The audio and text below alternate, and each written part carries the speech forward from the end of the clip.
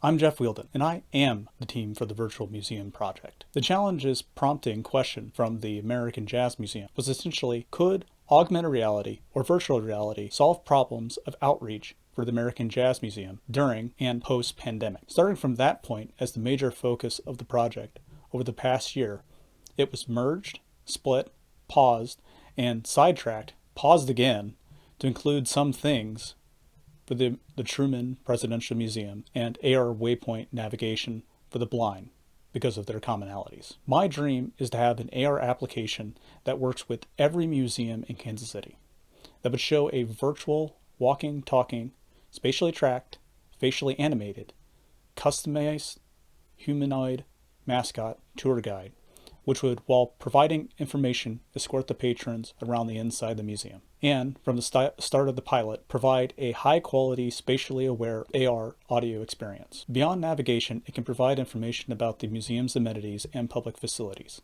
Be expanded to answer questions spoken in real time, responding with realistic-sounding voices. As a list of exhibits seen and unseen, so users realizing they had missed an exhibit could have it show them the way back there, giving users yet another reason to return to see everything. Pardon me that I don't have a working demonstration to show you, which is primarily because the all but complete lack of funding to purchase even a modestly priced prosumer device to digitize a physical location, which was a journey itself. Even access to such a device sidelined my work to be replaced with repeated fundraising failures, but with a silver lining that it led me to coming up with several fairly compelling alternative implementation ideas, some of which also require the device and some solve similar problems in creative ways. The demonstration I hope to present today was going to make it appear as though former President Truman was in his personal museum-based office using some clever, cheap, readily available hardware tracking tech to make it look as though he was actually in there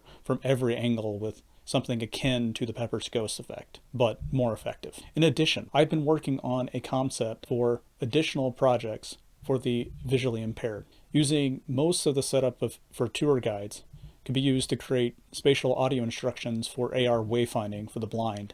And I also had developed mostly automatic workflows for creation of a 3D printed bas relief or similar affordance using the scan data. To be clear, a representation of buildings' internals to help visually impaired people create mental models of the insides, which are not typically provided and would have to be created labor intensively by a sighted person.